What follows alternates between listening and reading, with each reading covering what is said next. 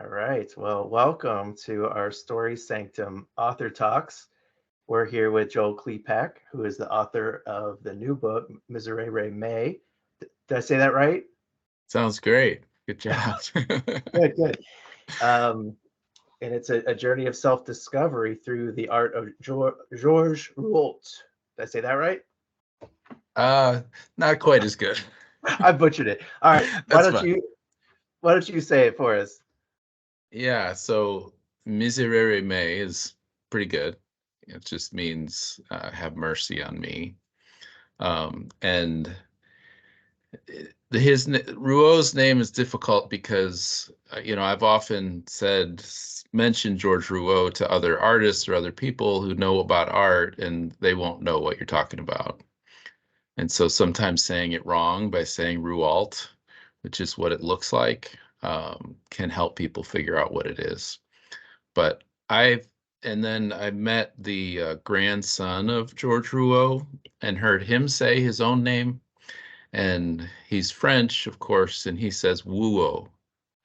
So there's like no consonants in there at all, from an American perspective. So I compromise between Rouault and Rouault and say Rouault. Oh, So well. Okay. so Very we can cool. educate the world about how to say Georges Rouault. Yes, yes. And so it's a captivating title because most people probably won't know what that is, what that means. So what is the title? What's the meaning of the title? What's the significance of the title? Why did you select that particular title? Yes, I spent a lot of time trying to figure out how to name this, and maybe there's not a great name for it. Um, but this series of prints that Georges Rouault did, he titled Miserere et Guerre. So have mercy on me and miseries of war. And so um, in a way, it was to connect with his own title for his series. And these pieces that I work with are part of a series of 58 prints that he did. I have one of them right behind me. This is from plate 23 of his series. So part of the title was to connect with his title, the Miserere series. But it's also uh, a Latin word that is the first words of Psalm 51, and that was part of kind of the spiritual kind of undergirding to this whole series. And that Psalm 51 is a psalm of repentance, which is, in our modern way of thinking, how do we change ourselves? How do we get change and growth? So this title also connects with that.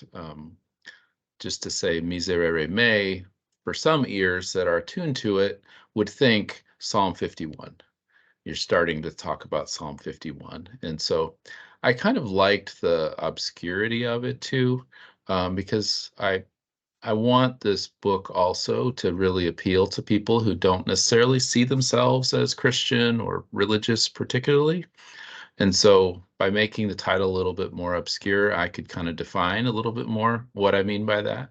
And I'm also a licensed marriage and family therapist, and I'm in the business of change and transformation. And so this ancient idea of repentance and change, I think, still connects today with our, desires to grow and change and be more healthy and whole people. So, and then the subtitle kind of helps clarify a little bit, a journey of self-discovery through the art of George Rouault. And the subtitle is a little vague as well, because it really kind of started out with some of my own journey, but really the whole focus of the book is we could think of it a little bit like group therapy. It's really not meant to replace psychotherapy, but as we can enter into some of these common human dynamics, um, we can get some healing ourselves. And so, as a therapist, I was also thinking about it in terms of how can I lead the reader into a place of deeper self-understanding and bring him to a place where maybe they can be open to maybe seeing themselves in a little bit different way.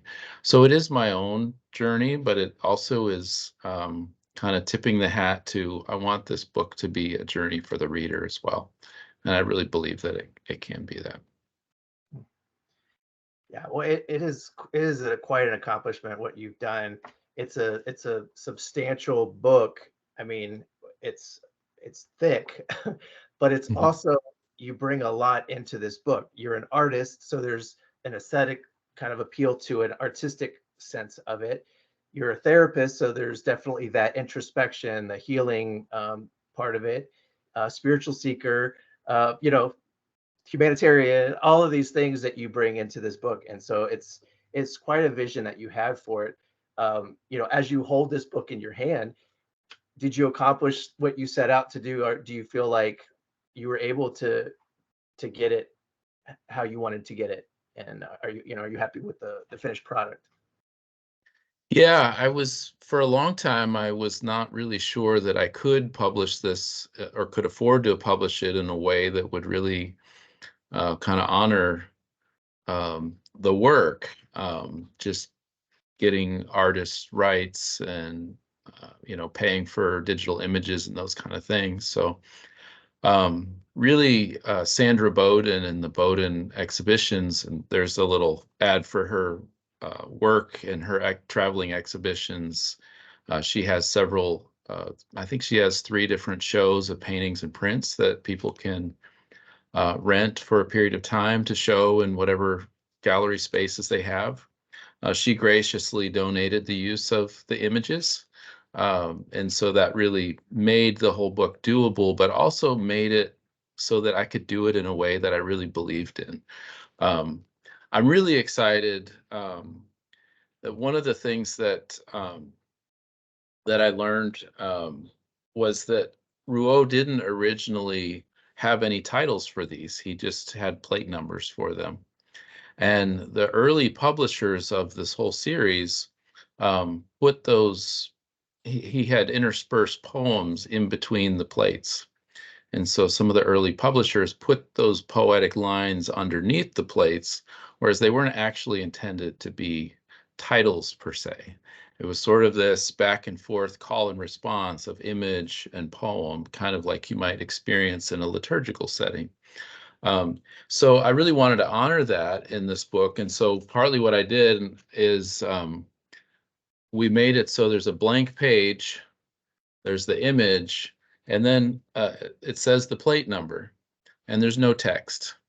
So my hope is that the reader will really be able to experience these images just as images.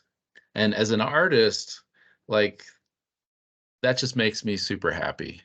Like that someone can look and interact with the image, and hopefully you'll go to a gallery and see these images live in person, but also you can begin this chapter even before you read any of my text, any of my stories, and any of my interpretations, that you can experience an encounter for yourself.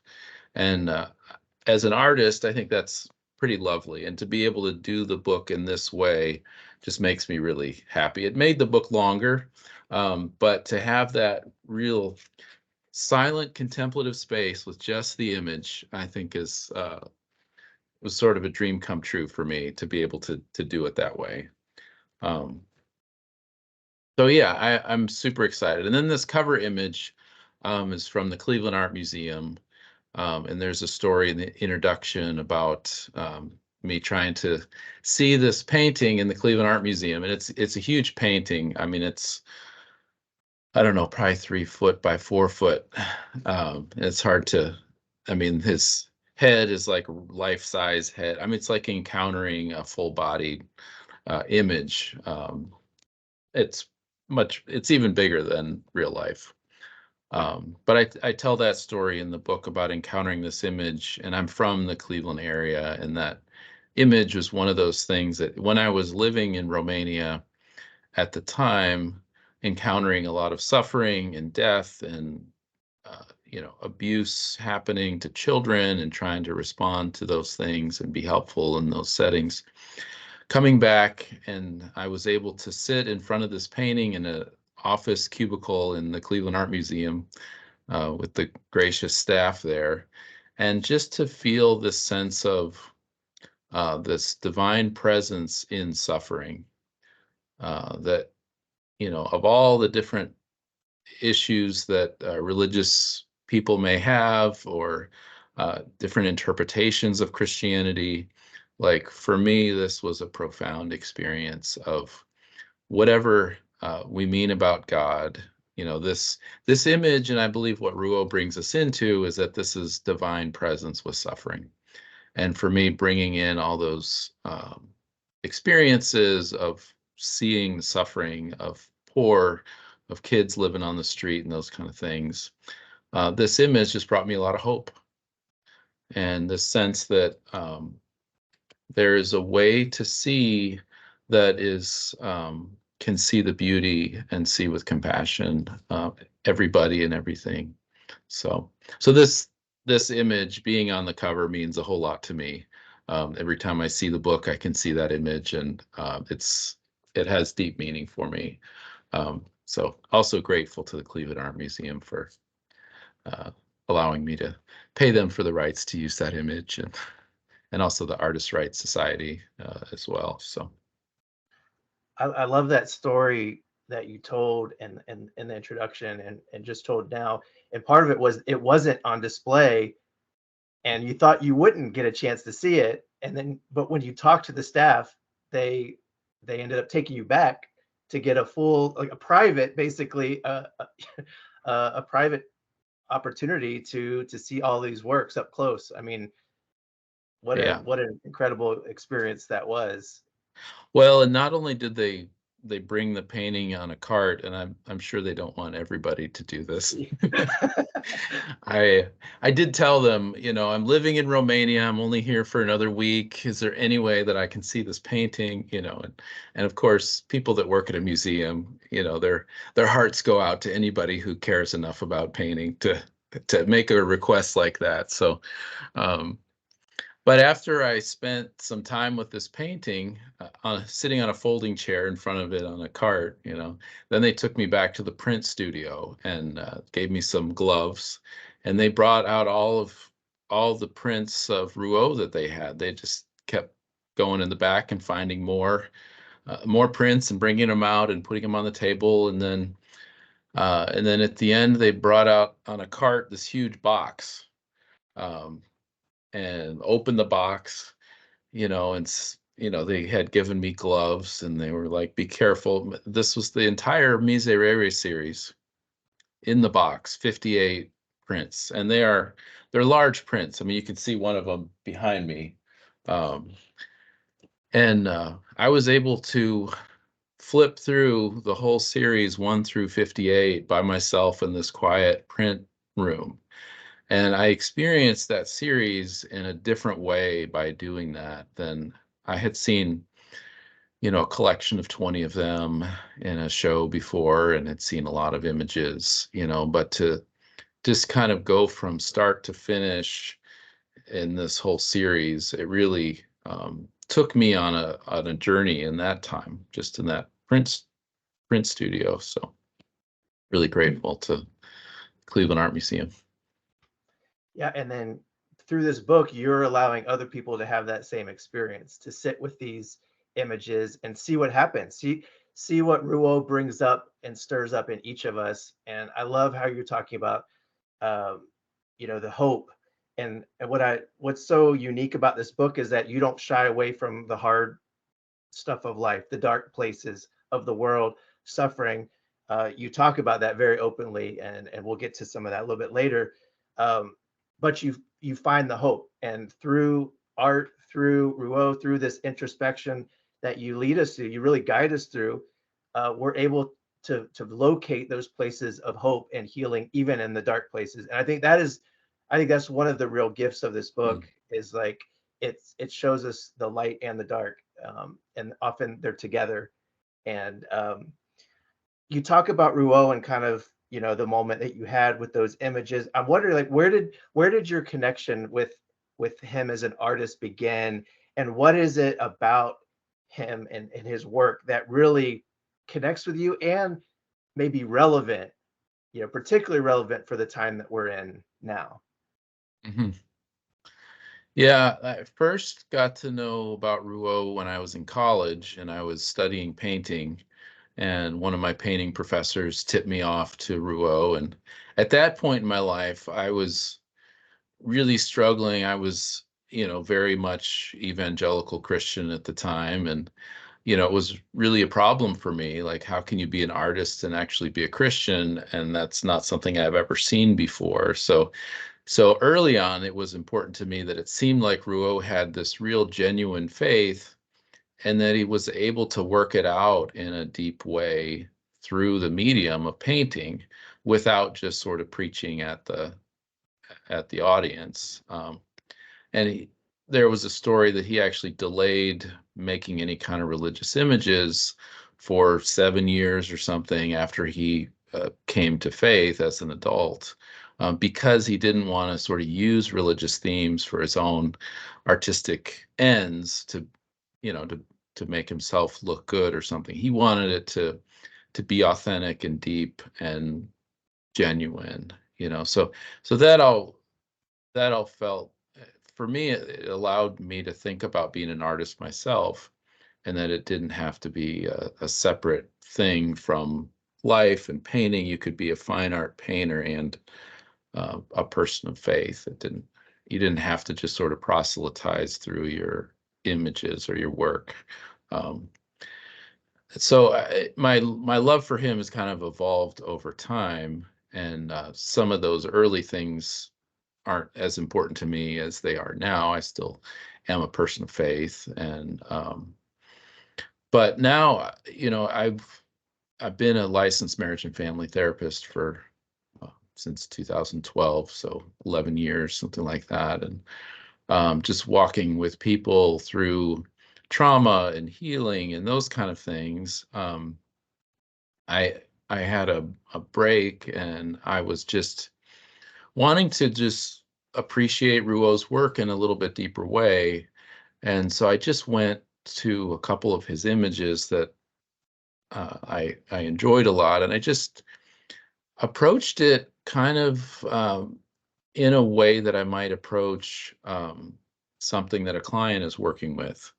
You know, looking at the image, seeing what comes up in me as I'm looking at the image, and also just kind of analyzing it a little bit. And as we were taught in art criticism class, what's there, what are the themes, what are the highlights, what are the focus points, those kind of things. So I just started kind of writing about that, and then just seeing which one of those themes were coming up, stirring things up for me. So I do want to be true to what Rouault was really doing there, right? I really want to see it for what it is and not put my own meaning on top of it. So I wanted to start with what's there. What are we seeing here?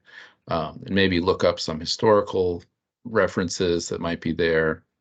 And then after that, pulling out a couple of the themes, then I just began to look inside myself and just see, where did those themes sort of resonate with memories or my own history, things that happened in my life. And then I just started writing about those things, and then just seeing if I can get more in touch with kind of where am I at with some of those themes in my own life. So I did that with a couple of the images, and then I just found it really fruitful.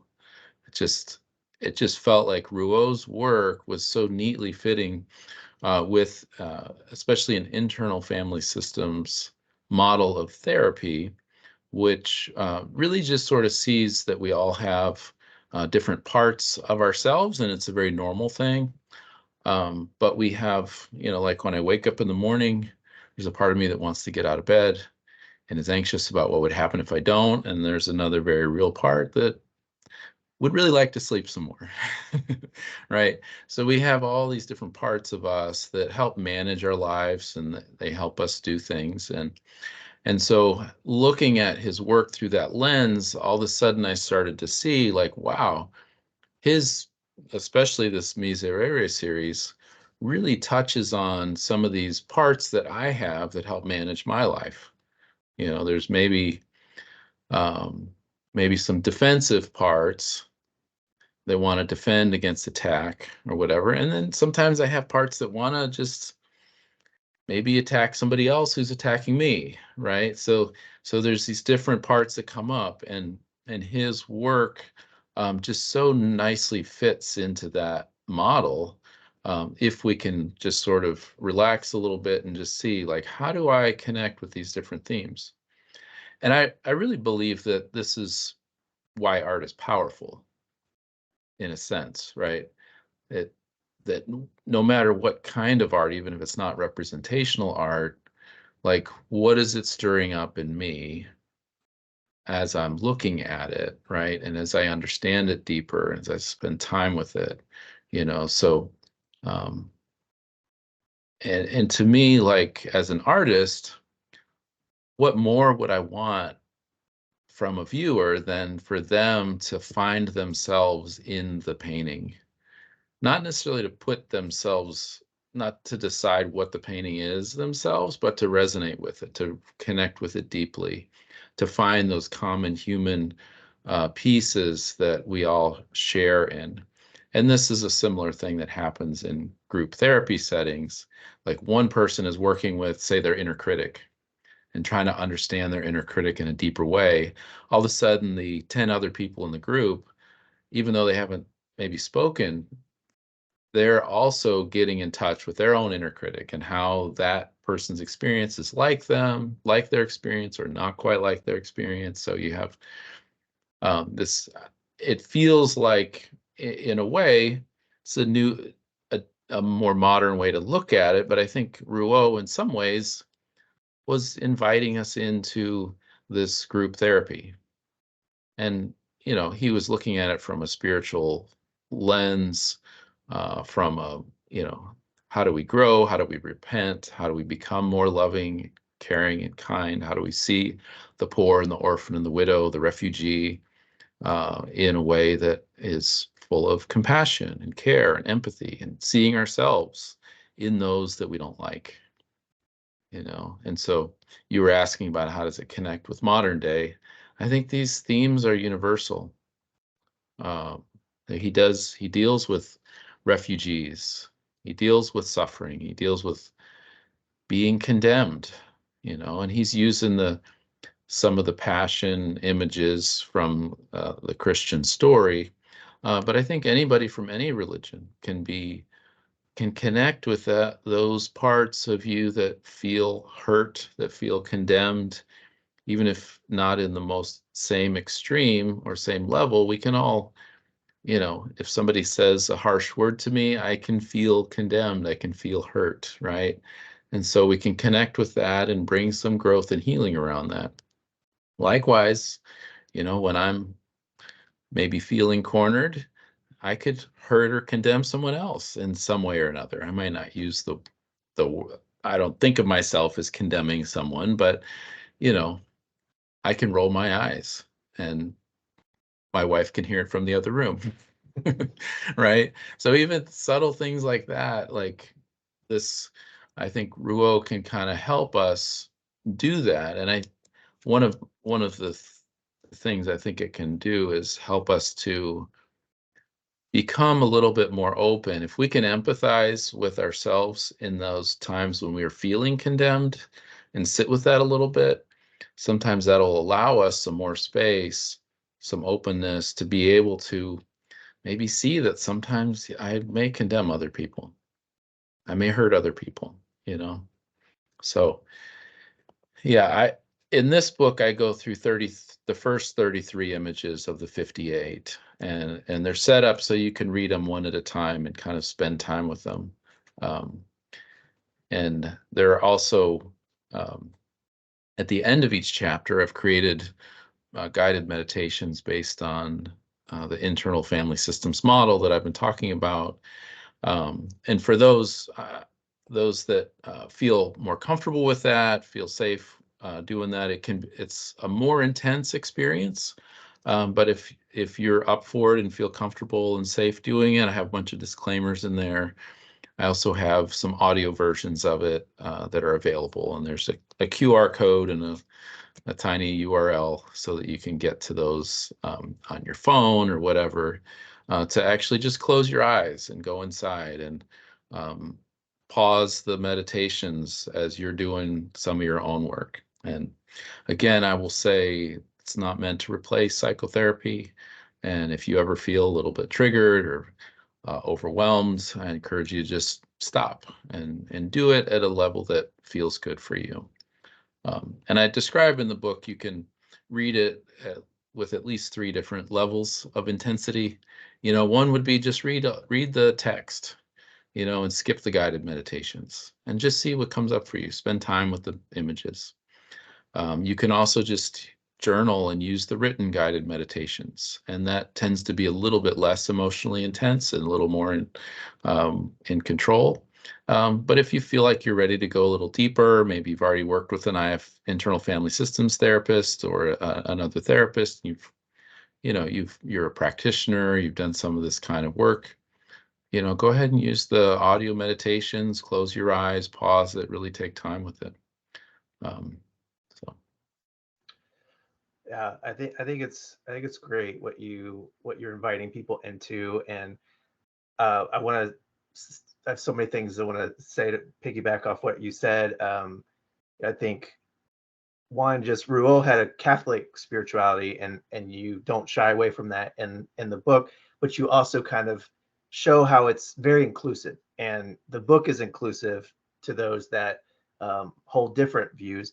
And I think what you really center on is compassion, which is, I think, one of the most inclusive spirituality components that you can have. It's very universal, and so I think people can find that. And I think in the pieces themselves, I think that's what it's really drawing the reader into, is looking through this compassionate gaze, which you talk about in the book.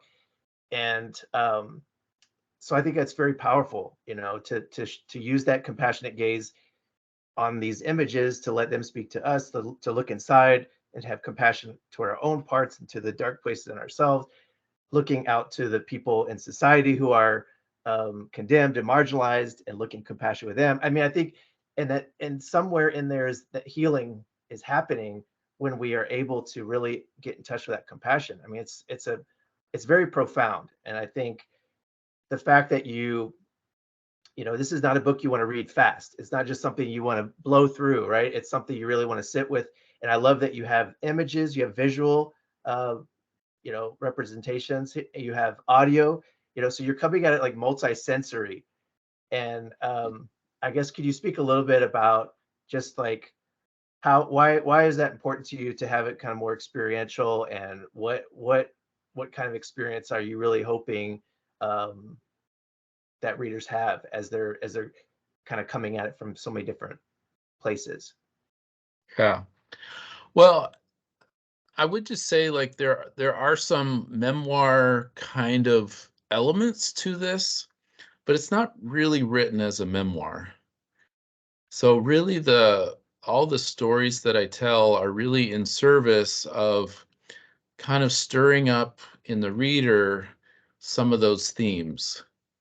So just kind of exploring what are the themes in the images, and then the stories kind of bring the reader hopefully into a more experiential uh, kind of sense of those themes. And so it does have some narrative that carries throughout, right? But this really isn't about like highlighting my own personal spiritual journey and arrival at enlightenment. I've gone back and read some of the chapters, and I'm like, oh my gosh, I have so much more work to do on myself, and so it really is sort of, I hope that people can connect with my stories, and that they will stir up your own stories and help you to journal about how these themes come up for you. Um, so that is a piece of it. I guess I'm forgetting your question. No, just that's it. You talked about the experience that you want, that you're hoping that readers will get through it. And yeah, there's also a lot of narrative. You share quite a bit of stories from your time in Romania, and I guess I'm curious, like, how if you maybe want to talk a little bit about that time in Romania, how it shaped you, how it fits into this, all of this, because I feel like that's another kind of piece to this book. It's Rouault, it's internal family systems, and then Romania. Your time in Romania seems to play a big part. So maybe talk a little bit about how that experience shaped you and shapes this Yeah. book. Yeah. So we lived in Romania for 8.5 years. I also spent a little time in Russia. So I think there's a story from that appears in it, and a little couple vignettes from being in India for a short amount of time. Um, so so yeah, in some ways, like I ended up leaning into some of those stories, and I think part of it for me was also I'm about 10 years or so from moving back to the United States from Romania, retooling, becoming a marriage and family therapist, and all these things. So it's almost like I have had enough space to go there and to maybe see some of those times from a little bit different perspective. I did journal a lot when I was there too. And also some of those themes of Rouault sort of brought up some of these experiences that I had that, maybe were not totally resolved, and I'm sure still are not totally resolved. But some interesting, beautiful stories too. But like one of the one of the experiences that I had was, I mean, we were working with an organization called Word Made Flesh, and it's the focus of it was how can we find the presence of Christ among the poor.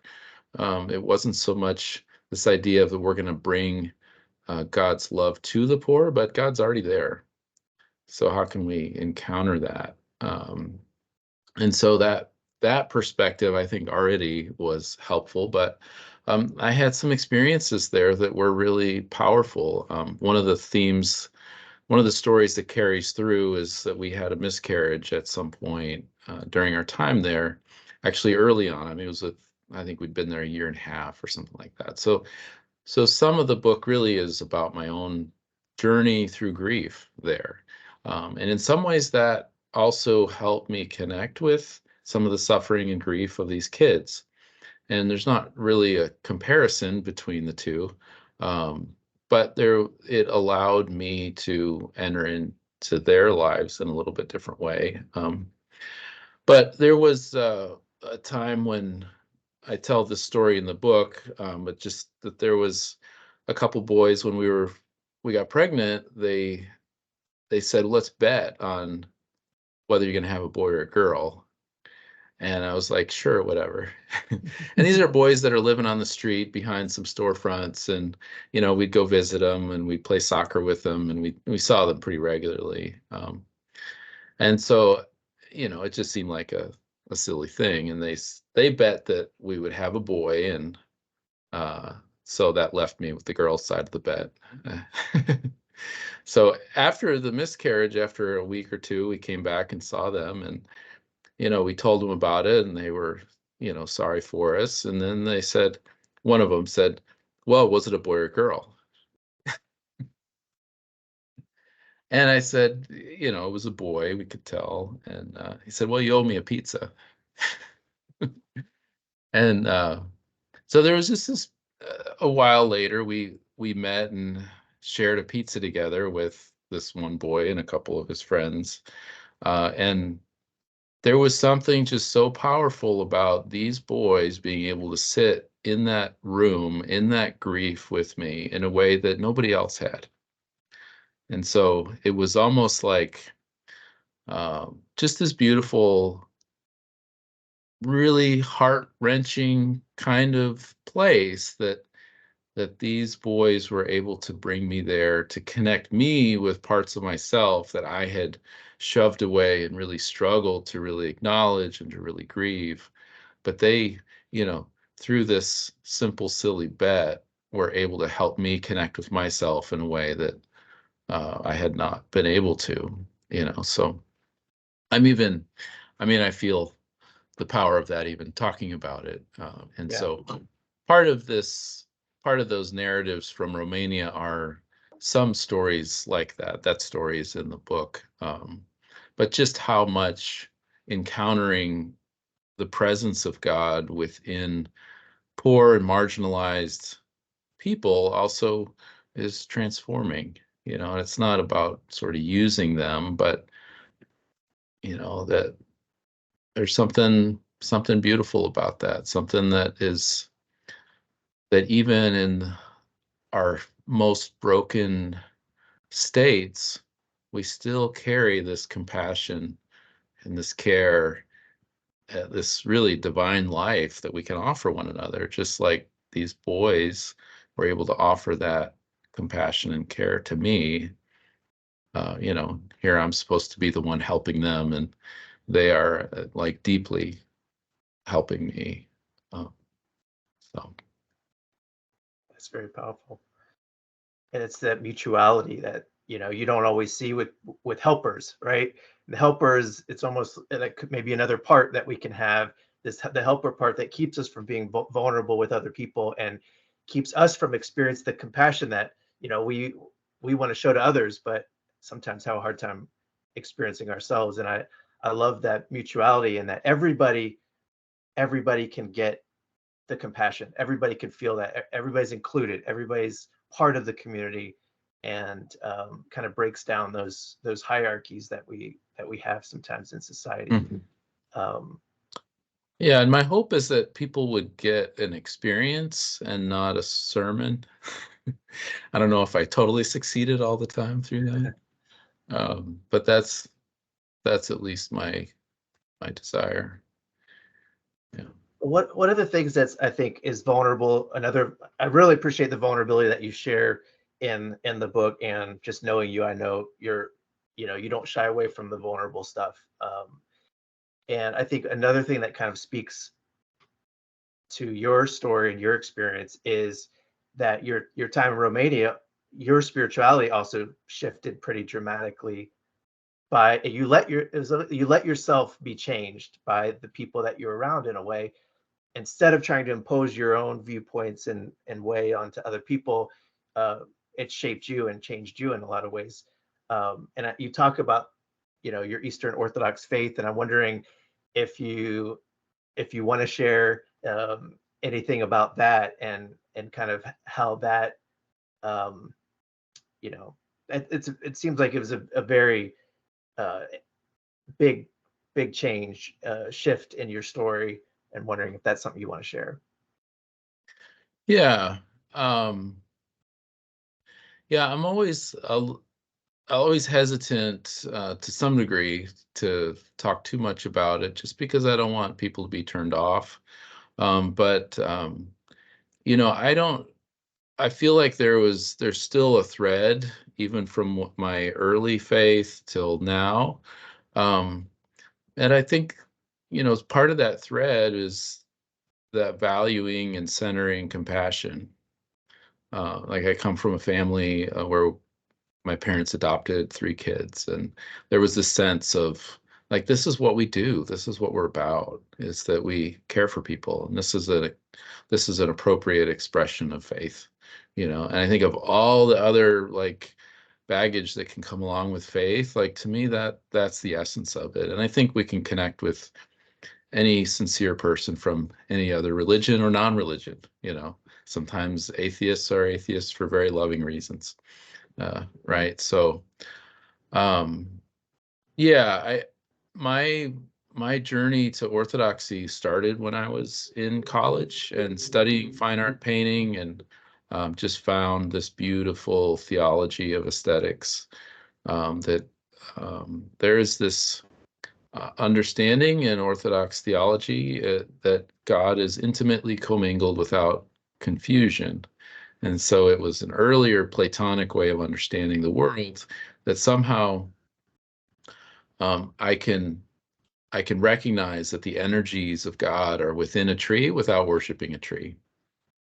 So it's still, you better honor that tree because God's energies are in it. But also God's energies are in every human, whether you like them or not, whether they're in your club or not. And so that's why we need to revere every human being, no matter how distressing their disguise is, right?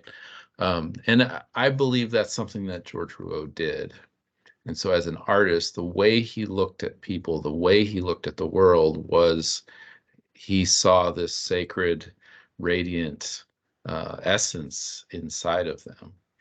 It's kind of like Thomas Merton's Walnut Street experience in Louisville, where he saw the people walking down the street as if they were shining like the sun. And that's my faith. I do believe that, we can be clouded by our judgments, clouded by even trying to help people, clouded by all kinds of things. But when we see people as they truly are, they have this radiance and this essence, um, this divine radiance. No matter what their behaviors are, they still carry that essence. And in Christian theology, we call that the image of God. But there is this. So that was part of what drew me to Orthodoxy, and that idea means that even artistic things, beauty, is not just this object, but it actually is infused with the energies of God and can transmit love and care and kindness. In the theology of icons in the Eastern Orthodox Church is that.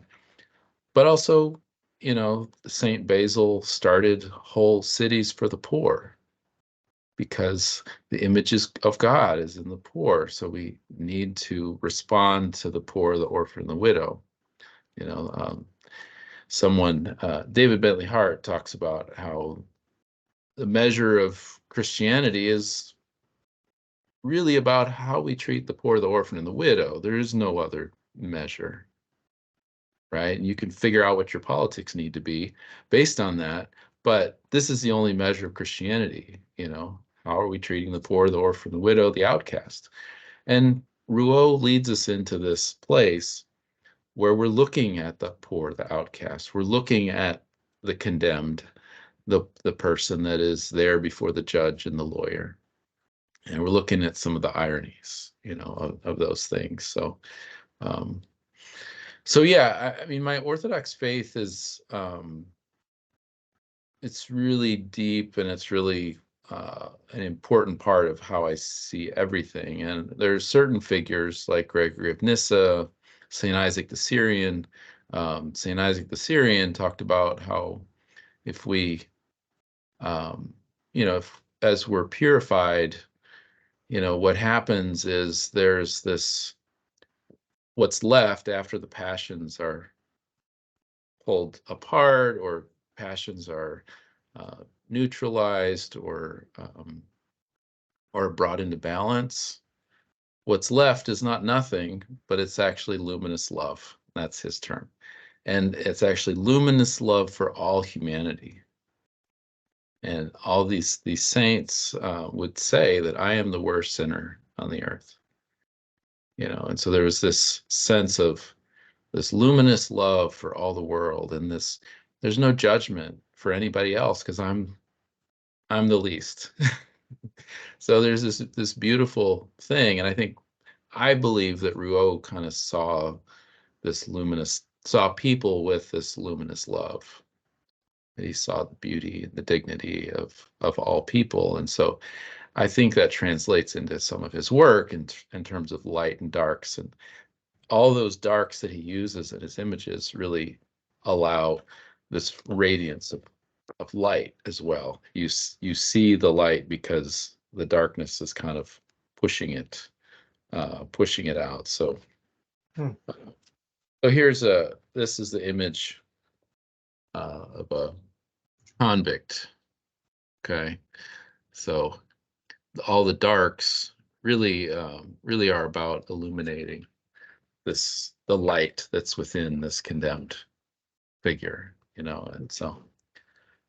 um, so yeah, in Rouault, it's about blacks and whites and lights and darks and contrasts and stuff. In Eastern Orthodox icons, there's ways of creating luminosity, so that you see this light coming from within. Actually, you see through layers of oil paint, and the light bounces back from the white underneath, and you are seeing this radiance. So anyway.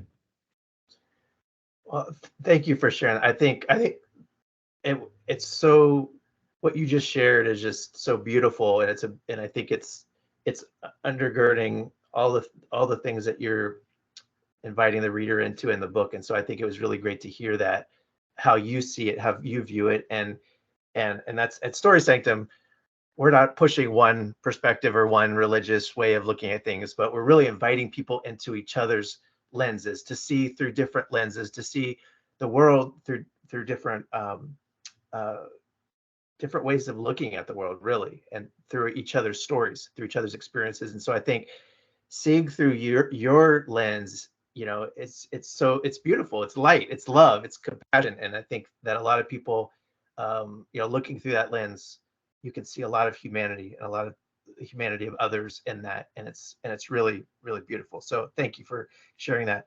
I'm wondering if you would have maybe an excerpt or passage, one of your favorite parts of the book that you'd want to read a little bit of it, share with us, so we can also kind of get, um, those that haven't bought the book already, maybe get a sense for some of the things that you're sharing in this book.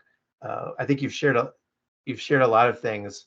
There's probably enough that people want to go get the book right now, just hearing you talk.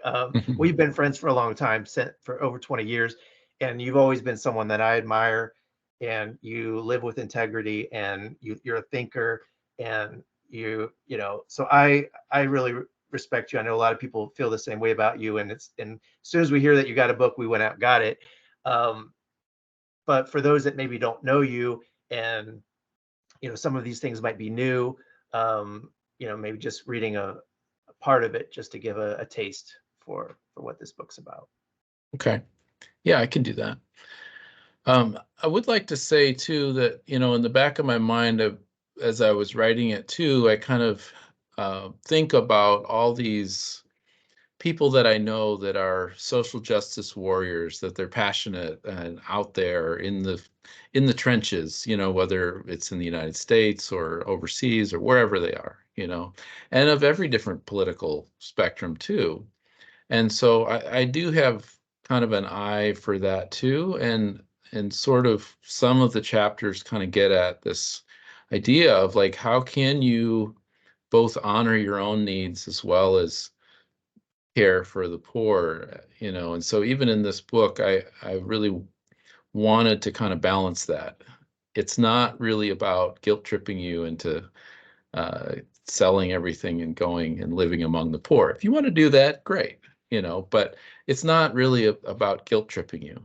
So there may be a part of you that feels like you have to take care of people that are suffering, but there's another part of you that is advocating for taking care of yourself and your family and your own needs, right? So this approach really is, how can we really listen to and honor both sides of those and really take them seriously and appreciate them, and we're not trying to remove any of them. um, I could read one of the chapters. Is that Yeah. one of my favorite chapters? I don't know if it's my favorite, but it's called Failure. Nice. So, real cheery topic on failure. So, this is the image for it. If you can see that, this is. Uh, so I'll just read the chapter. Um, so this is from plate 27, Failure. In all things, tears. That's the poetic line that was put in between. Um, and I do want to say, like, as I read that, Dr. Sue Kang is an art history professor in Chicago, and she very graciously edited the book for uh, the historical pieces of it. So with her edits, I changed quite a few things and was able to just clarify some things too. So I think the book got a lot better just with her input into it, and so just super grateful to her. Um, uh, so Failure, plate 27. Next, in plate 27, Rouault confronts his viewer with the human experience of failure. This poetic line is completed in the next image. He that believeth in me, though he were dead, yet shall he live. The stanza here is understood to be a reference to the words of Orpheus. Traditionally, Orpheus is depicted as in a simple Greek dress and carrying a lyre, his musical instrument and primary tool, his art form that becomes his means to pass into the underworld and to enact the resurrection of his love, Eurydice, from Hades. The tale of Orpheus has meant different things to different ages, each placing importance on different aspects of the story. It's hard to be sure how Rouault would have wanted his image to be understood in connection with Orpheus. Within the context of these Miserere pieces, there are perhaps general connections to the struggle of the artist, seeker of beauty, of art as a means of transcending death, and the seeming futility of human endeavors.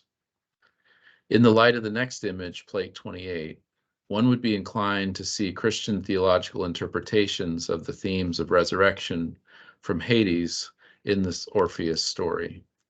In Rouault's image, the lyre is replaced with what looks like a World War I portable camera. This also draws on the front lines of the Great War and the underworld of Orpheus, the artist who uses this craft as a way of engaging with the horrors of war and bringing back the memories of it home. The photographer is the non-combatant whose role is to carry information and memory to the front lines. In some ways, this is the work of Rouault more generally in this whole project, beyond war, but including the horrors of war, the refugee, the poor, the displaced, and the condemned, to name a few of the characters already treated in the Miserere series.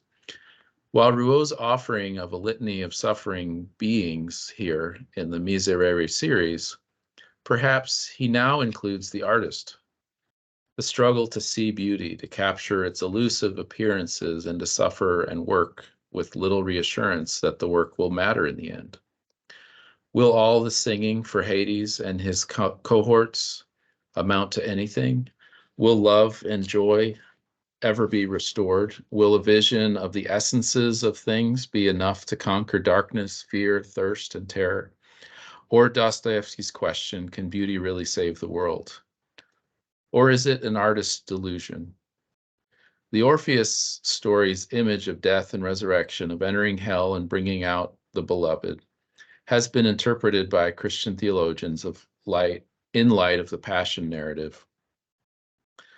There is the breaking apart of the body of Orpheus as food or seed for future artists and beauty seekers, the remains which offer the artist's artifact beyond their own life in the world. This idea connected with the offering up of the body of Christ in the Eucharistic life of the Church.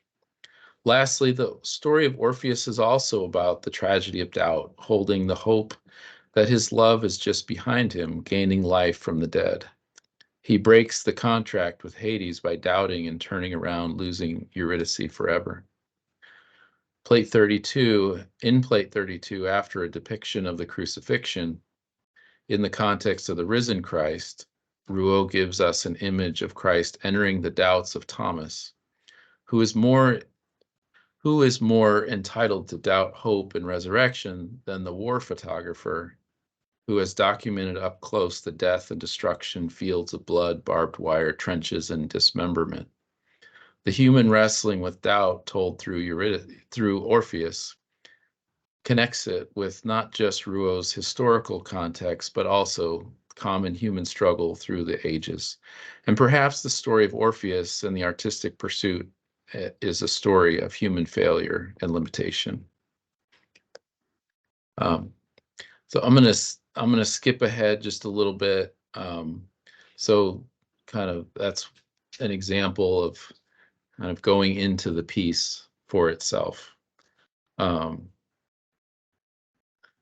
Considering possible connections between the image and the Miserere psalm, one may consider the role of the artist in the world of misery and terror. The very context of the Miserere psalm is in the event of Nathan the prophet telling the story of King David that awakens David's anger at the perpetrator in the story, 2 Samuel 12. He is the recipient of an art form, detaching him from his context into an alternative reality, i.e. the story, and then bringing him back to a more accurate and profound self-knowledge. One of the functions of art, certainly in Rouault's case, is a deep seeing of reality, disconnection into a world of forms, characters, emotions, and states of being which illuminate our shared human disaster and make way for a resurrection from the dead, psychological detachment, which creates space for illumination of the nature of things. In this body of 58 prints, Rouault seems to be creating a path of repentance, self-discovery, and growth, of facing the darkest parts of our inner worlds. He takes us into a dark, black, gray, and white world where the black is not avoided, but rather becomes the clay out of which something beautiful is drawn out. The very context of the Miserere psalm, according to tradition, is that David had the husband of Bathsheba sent to the front lines of battle to very likely death. This is echoed in the psalm, "Deliver me from blood guiltiness, O God."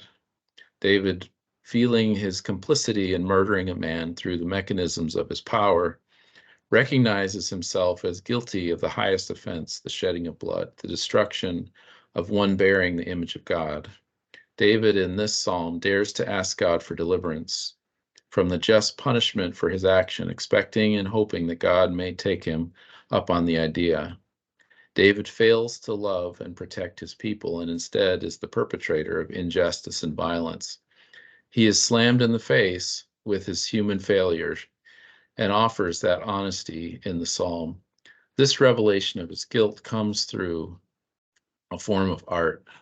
That art of storytelling delivers David from his delusion within his power and entitlement on a journey into a narrative of the prophet Nathan's story. David finds himself enraged at the injustice of the story, demands justice be done until he is reconnected with his own context. You are that man. The detachment and reattachment process that happens in art is a journey into the inner world of each person, where they are offered an opportunity to be reconciled with previously disowned parts of themselves.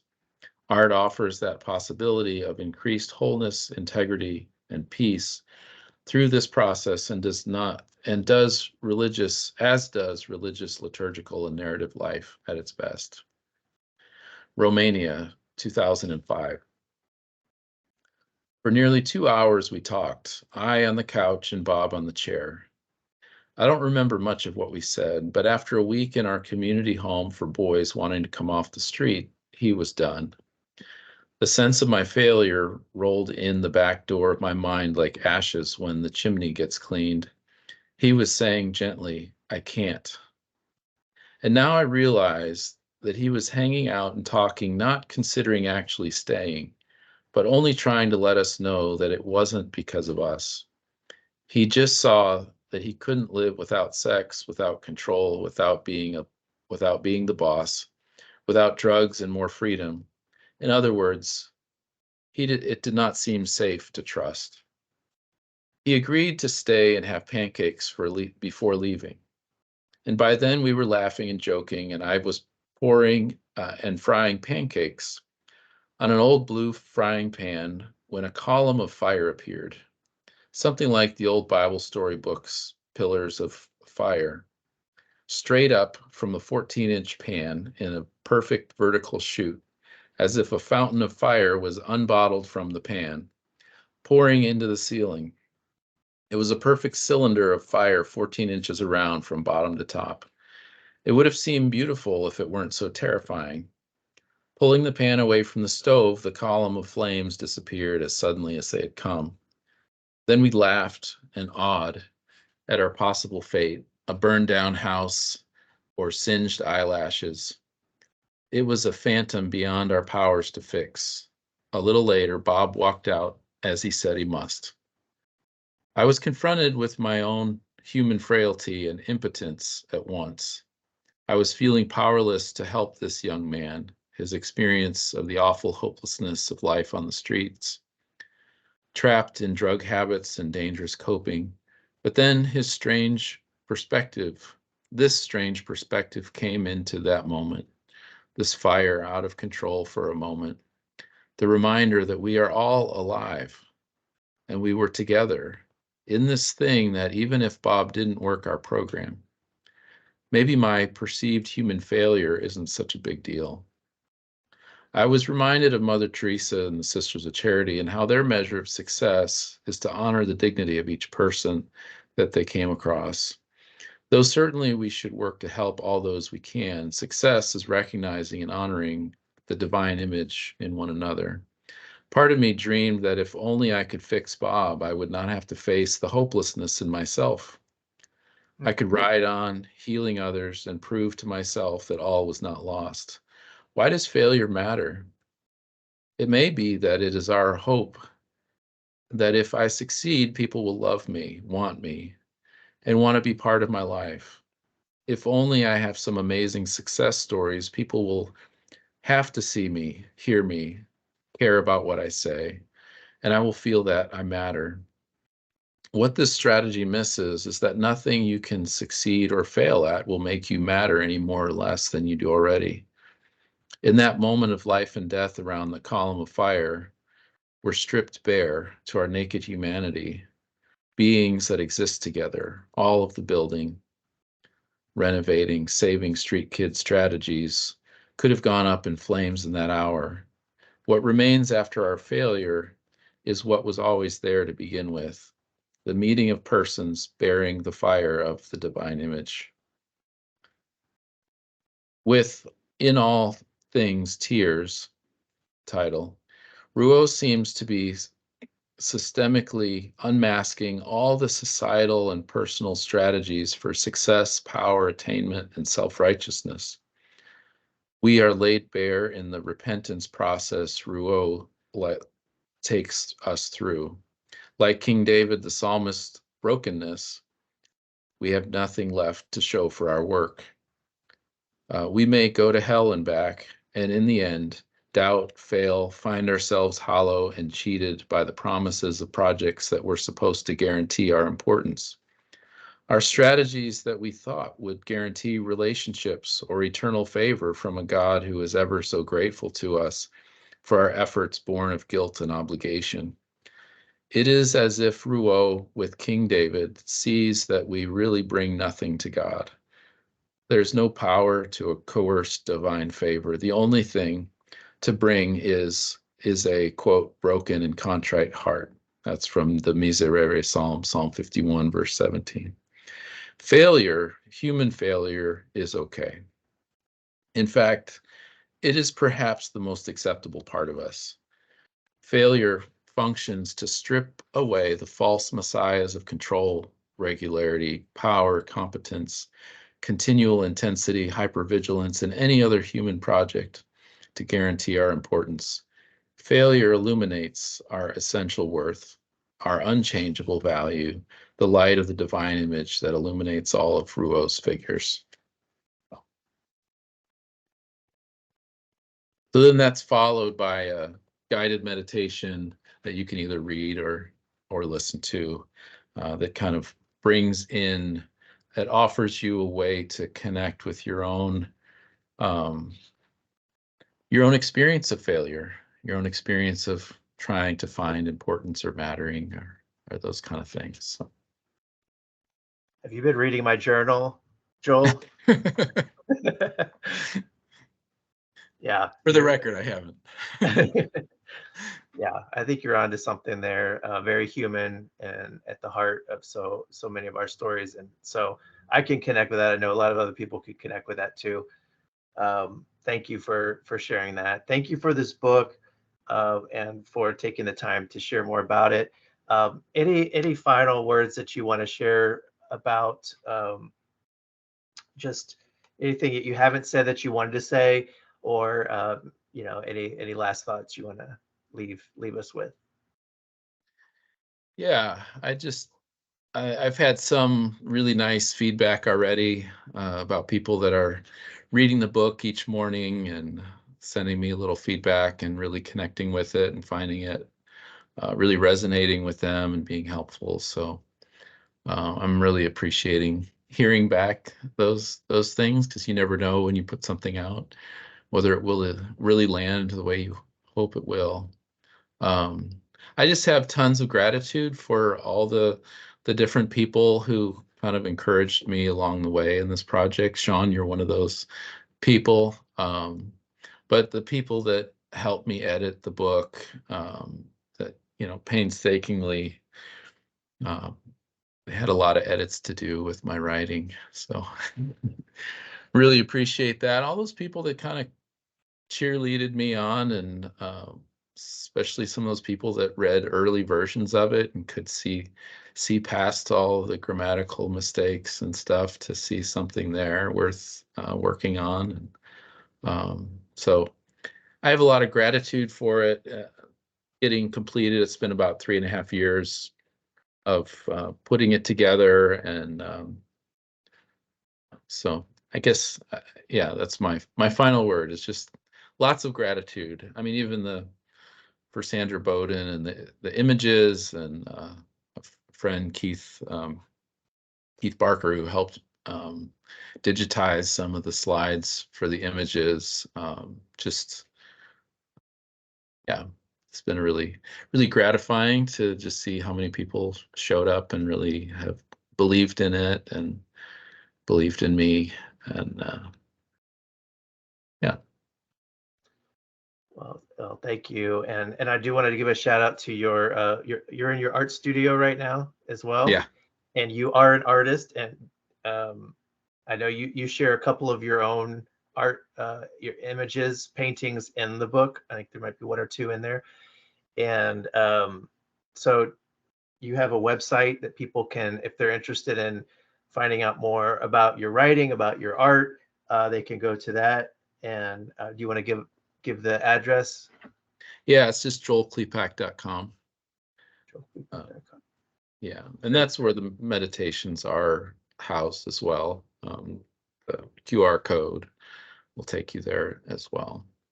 Yeah, and I also have a therapy practice. I do some consultations, some workshops, and I'm open to doing those kinds of things too. You can contact me through joelklepac.com. That's one way to do it. I also, if you contact me that way, I can direct people to my therapy website. You can also find I'm listed on the Internal Family Systems website as one of their internal family systems trained therapists as well, and you can find my therapy stuff through that. That's selfleadership.org, practitioners, something like that. Great. Well, thank you so much, Joel, and look forward to reading more of your work in the future. And hopefully, thank you all for tuning into this. And buy the book, Miserere Mei. Can get a copy on Amazon, BarnesandNoble.com, a lot of different places. So thank you all for spending some time with us. Thank you, Joel, and we will check you next time. Thanks, John.